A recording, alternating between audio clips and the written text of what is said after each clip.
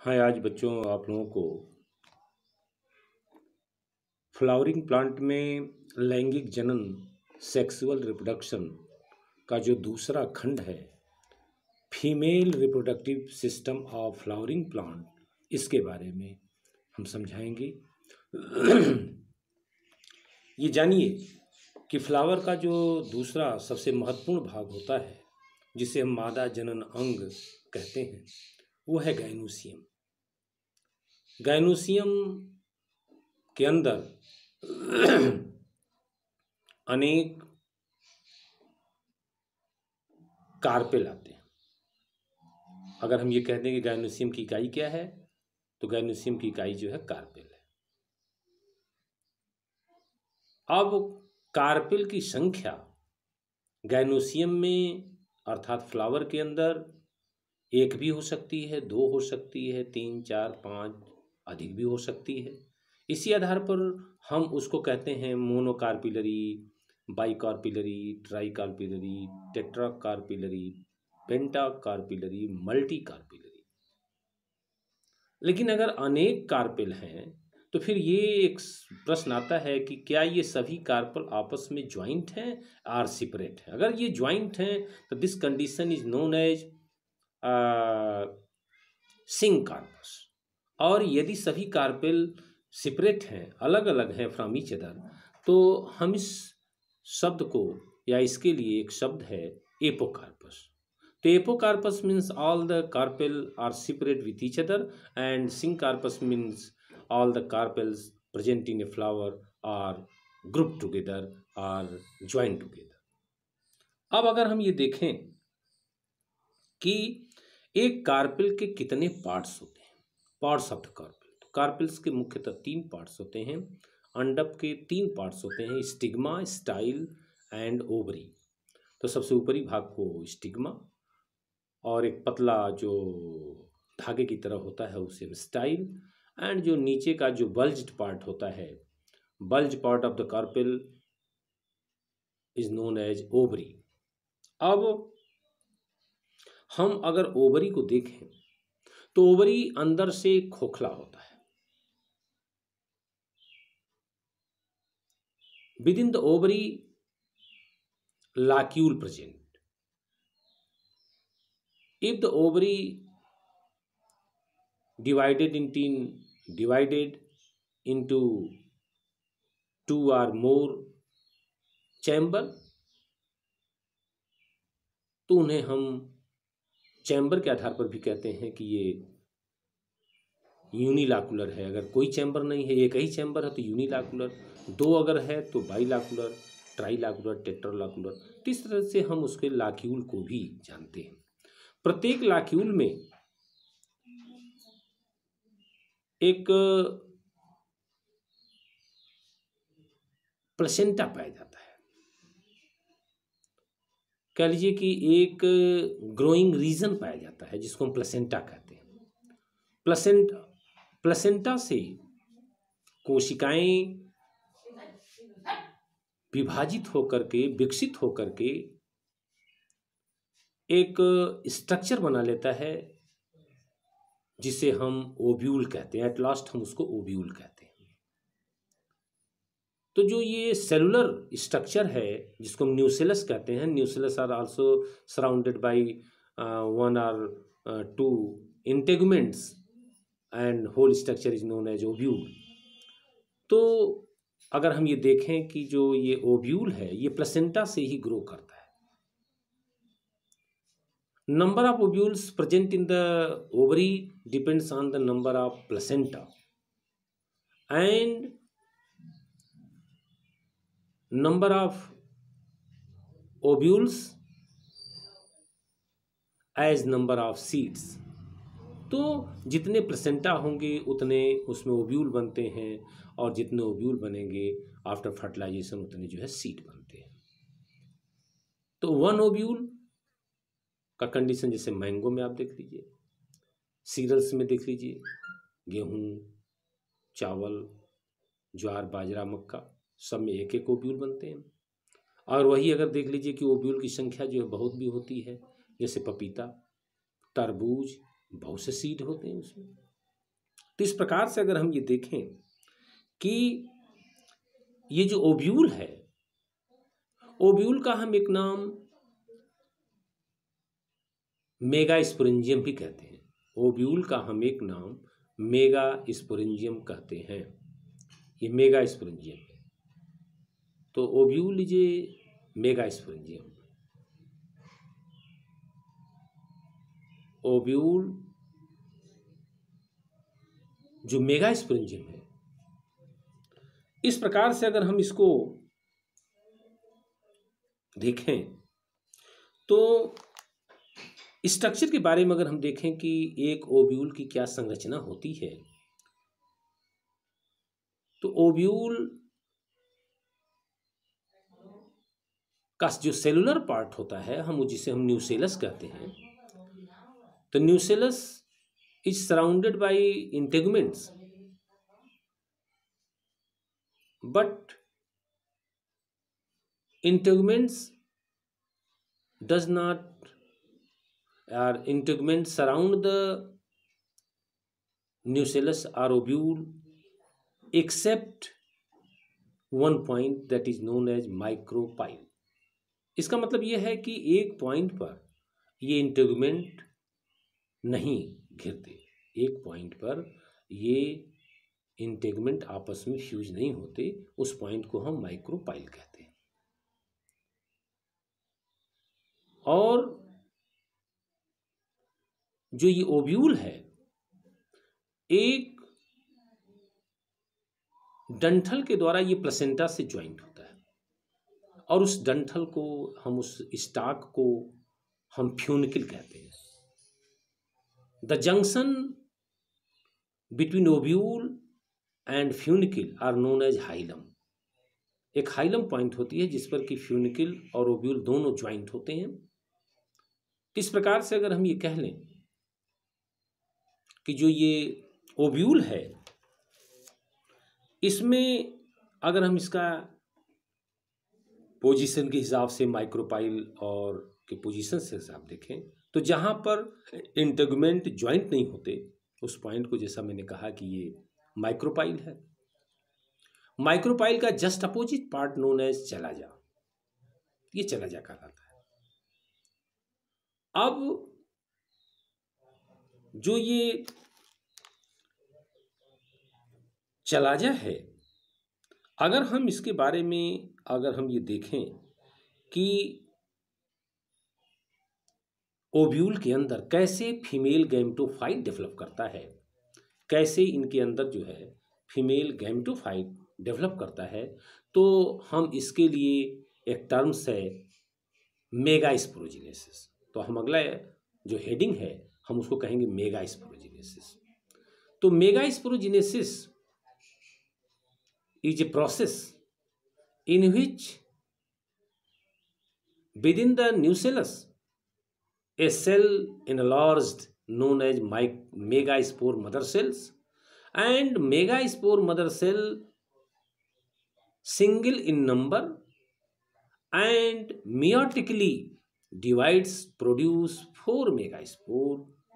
Megaspore ploidy is no yaks। तो जो nucellus के अंदर एक कोशिका सबसे एनलार्ज हो जाती, बड़ी हो जाती है, जिसको हम मेगास्पोर मदर सेल कहते हैं, और ये मियाटिक डिवीजन के द्वारा डिवाइड होकर के फिर ये 4 मेगास्पोर बनाती है, जिसको हम कहते हैं 4 मेगास्पोर्स। और ये मेगास्पोर का अगर हम ये अरेंजमेंट देखें तो माइक्रो उसमें अगर हम ये देखें तो chalazal megaspore is functional and 3 megaspore micropylar are destroyed. जो माइक्रोपाइल की साइड की जो 3 होते हैं वो डिस्ट्रॉयड हो जाते हैं। जो चलाजा की तो जो एक फंक्शनल मेगास्पोर होता है ये फंक्शन करता है, आगे लिविंग रहता है, और बाकी सब नष्ट हो जाते हैं। अब ये जो functional megaspore is the first cell of female gametophyte, as microspore is the first cell of male gametophyte. जैसे मेल गैमेटोफाइट का जो माइक्रोस्पोर है, जो पॉलन ग्रेन है, वो प्रथम कोशिका होती है, उसी प्रकार से फीमेल गैमेटोफाइट का ये जो पहली कोशिका है वो फंक्शनल मेगास्पोर है, जो चला जाकर होती है। अब ये functional megaspore enlarge in size and their nucleus is freely divided to 4, 8 nucleated or 8 nucleated or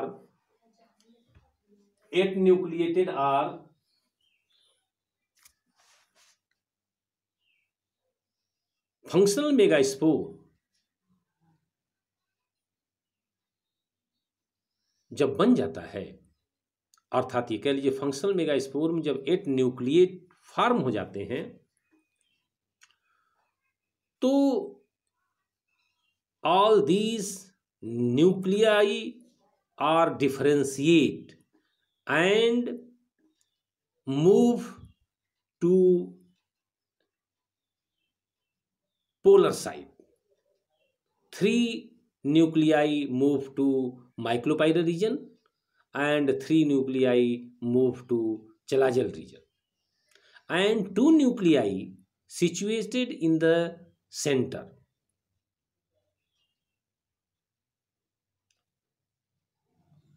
After this, each nuclei is surrounded by cell wall and becomes a cell. Cell become a cell, and 3 nuclei जो micropyle की ओर होते हैं उसमें 2 synergid cell कहलाते हैं और एक जो सिंगल होता है उसे हम एग सेल कहते हैं, ओवम कहते हैं या एग सेल कहते हैं। और जो चलाजा की तरफ कि जो सेल्स होते हैं उन्हें हम जो चलाजा की तरफ होते हैं उन्हें हम एंटीपोडल सेल्स कहते हैं। और जो 2 न्यूक्लियाई सेंटर में होते हैं, not surrounded by cell wall and nuclei are free, this is known as polar nuclei and cell is central cell. तो सेल को हम सेंट्रल सेल कहते हैं और उसमें 2 पोलर न्यूक्लियाई होते हैं। इनके अलावा 3 माइक्रोपाइडल की ओर जो है एक ऑपरेटस के नाम से जानते हैं, जिसको हम 2 सिनर्जिड सेल और एक ओवम, और जो चलाजल की ओर होते हैं उसे हम कह लीजिए कि ये एंटीपोडल सेल्स कहते हैं।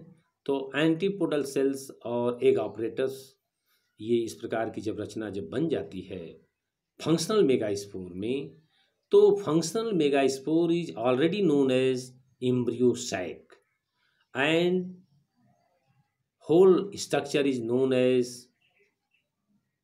mature female gametophyte।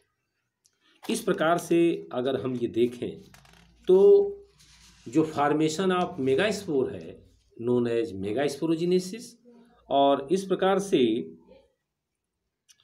जो फीमेल गैमेटोफाइट है अगर हम इनके ईच सेल को अगर हम ये देखें तो इनका जो each and every cell is x. The ploidy of the megaspore is known as x and the ploidy of the antipodal cells, egg, synergid cell, polar nuclei are x. तो x में ये होते हैं क्योंकि उसमें जो क्रोमोसोम नंबर होते हैं वो 1 सेट होता है, इनका जो जीनोम होता है वो हैप्लॉइड होता है। अब अगर हम ये देखें तो चूंकि ovules are many types, anatropous, orthotropous. In Arthotropous, micropylar region is upper side, and in Anatropous, micropylar region is basal side। तो अगर हम ये इस तरह से अगर हम स्ट्रक्चर में देखें तो एम्ब्रियो सेक के अंदर तो जो न्यूक्लियाई हैं जो सिनर्जिड सेल्स हैं, synergid cells is very important cell which has finger-like structure known as filiform structure.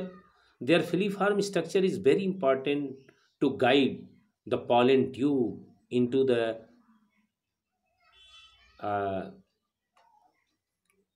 synergid cell, and also in egg cell. And ये जो सिनर्जिड सेल का जो फिलीफार्म है, जब पॉलन ट्यूब इंटर करता है तो उस पॉलन ट्यूब के इंटर करने में ये गाइड करता है ताकि पॉलन ट्यूब सिनर्जिड सेल में प्रवेश कर जाए। और जब सिनर्जिड सेल में प्रवेश कर जाएगा तो उसका जो एंड होता है, जो एंड पार्ट होता है, वो डिस्ट्रॉयज हो जाता है और both male gametes are free, one enter in egg cell and one go into central cell near the polar nuclei। इस प्रकार से अगर ये देखा जाए तो जो एम्ब्रियो सैक है या जो फीमेल गैमेटोफाइट है, it consist of 8 nucleate 7 sailed, अर्थात 7 कोशिकीय किंतु 8 न्यूक्लियस का बना हुआ ये एम्ब्रियो सैक होता है। और ये जो एम्ब्रियो सैक इस प्रकार से होता है तो ऐसे में यह बहुत ही, कह लीजिए कि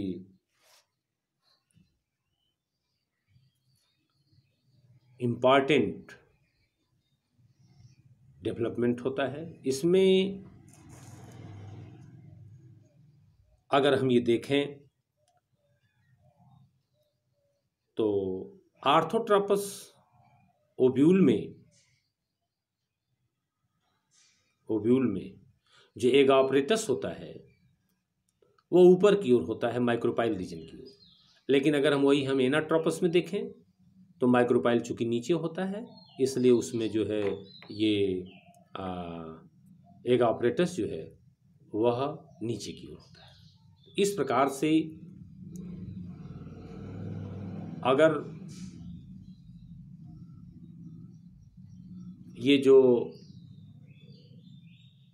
फीमेल रिप्रोडक्टिव सिस्टम का जो एक संरचनात्मक और कार्यात्मक जो वर्णन था हमने बताया, और इस प्रकार ये female reproductive system flowering plant का समाप्त होता है। इसके बाद चूँकि मेल को मैंने पहले वीडियो में बताया था, तो मेल रिप्रोडक्टिव सिस्टम और फीमेल रिप्रोडक्टिव सिस्टम जब दोनों डेवलप हो करके समाप्त हो गए तो अब इसके बाद की घटना है कैसे जो है पॉलन ग्रेन स्टिग्मा पर लैंड करे, चूँकि stigma serves as a landing platform for the pollen grain. तो नेक्स्ट जो हेडिंग है वो पॉलिनेशन है, और पॉलिनेशन को हम नेक्स्ट वीडियो में बताएंगे। धन्यवाद।